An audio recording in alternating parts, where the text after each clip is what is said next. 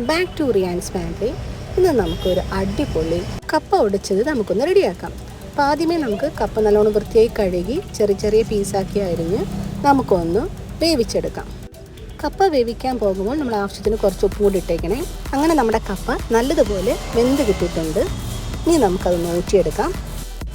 നമ്മുടെ കപ്പയുടെ കൂട്ടിന് വേണ്ടിയുള്ള ആവശ്യമുള്ള ഐറ്റംസാണ് ഇത്. നമുക്കിതിൽ തേങ്ങ വേണ്ട, മഞ്ഞൾപ്പൊടി വേണ്ട, ഒന്നും വേണ്ട. നമുക്ക് ഈസി ആയിട്ട് ചെയ്യാൻ പറ്റുന്ന, ഒറ്റയടിക്ക് തന്നെ പെട്ടെന്ന് കിട്ടുന്ന രീതി നമ്മൾ ചെയ്തെടുക്കുന്ന ഒരിതാണ്. നമുക്കിതിന് വേണ്ടി നമ്മൾ എടുത്തിരിക്കുന്ന ഐറ്റംസ് എല്ലാം ഒന്ന് ജസ്റ്റ് ക്രഷ് ചെയ്തെടുക്കണം.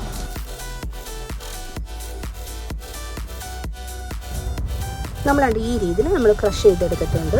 ഇനി നമുക്ക് ചെയ്യേണ്ടത് എന്താണെന്ന് വെച്ച് കഴിഞ്ഞാൽ, ഒരു കടായി എടുത്ത് വെക്കുക. അതിലേക്ക് ആവശ്യമുള്ള വെളിച്ചെണ്ണ ഒഴിച്ചു കൊടുക്കാം. എണ്ണ നല്ലതുപോലെ ചൂടായതിന് ശേഷം നമുക്ക് കുറച്ച് കടുക് ഇട്ട് കൊടുക്കാം. ഇനി അതിലേക്ക് ചെറുതായിട്ടരിഞ്ഞ ചെറിയ ഉള്ളി ഇട്ട് കൊടുക്കാം.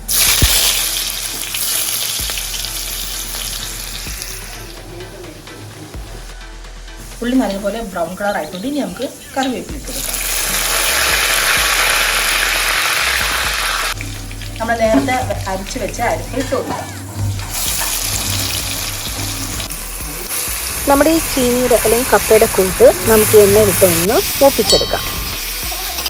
നമ്മൾ നേരത്തെ കപ്പയിൽ ഉപ്പ് ഇട്ടിട്ടുണ്ടായിരുന്നു. ആവശ്യമുണ്ടെന്നുണ്ടെങ്കിൽ ഒരല്പം ഉപ്പ് നമ്മുടെ ഈ അരിപ്പിലും കൂടി നമുക്ക് ചേർത്ത് കൊടുക്കാം. ഇനി നമ്മൾ ഇതിലേക്ക് നേരത്തെ പുഴുങ്ങി വെച്ചിരിക്കുന്ന കപ്പ ഈ അരിപ്പിലോട്ട് ഇട്ട് കൊടുക്കാം.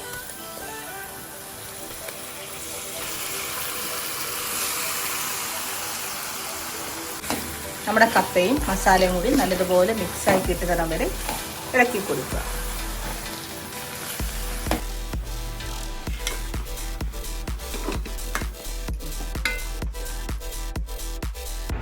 അങ്ങനെ നമ്മുടെ കപ്പയും മസാലയും നല്ലതുപോലെ മിക്സായി റെഡിയായി ഇവിടെ കിട്ടിയിട്ടുണ്ട്.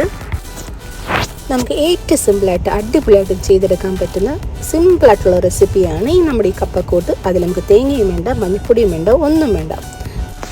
നമ്മളൊരു 5 മിനിറ്റ് മൂടി വെച്ച് നമ്മൾ കുക്ക് ചെയ്തെടുത്തിട്ടുണ്ടായിരുന്നു. അങ്ങനെ നമ്മുടെ അടിപൊളി കപ്പ റെസിപ്പി ഇവിടെ റെഡി ആയിട്ടുണ്ട്. ഇനി നമുക്ക് ഈ കപ്പ നമുക്ക് ബൗളിലേക്ക് സെർവ് ചെയ്യാം. നമ്മുടെ ഈ കപ്പയും ബീഫും കൂട്ടി അടിപൊളിയായിട്ടൊന്ന് കുഴച്ച് മിക്സ് ചെയ്ത് നമ്മൾ കഴിക്കണം. നമ്മൾ മലയാളീസിനല്ലാതെ ഈ ഒരു ഫീൽ വേറെ ആർക്കറിയാൻ പറ്റൂല്ലേ? അപ്പോൾ ഇതെല്ലാവരും തീർച്ചയായിട്ടും ഒന്ന് ട്രൈ ചെയ്ത് നോക്കണം. ഈ ബീഫിൻ്റെ റെസിപ്പി നമ്മൾ അടുത്തൊരു വീഡിയോയിൽ കാണിക്കുന്നതായിരിക്കും. അപ്പം അടുത്ത വീഡിയോയുമായിട്ട് പിന്നീട് കാണാം. എല്ലാവരും ലൈക്ക് ചെയ്യണം, ഷെയർ ചെയ്യണം, സബ്സ്ക്രൈബ് ചെയ്യണം. Thank you.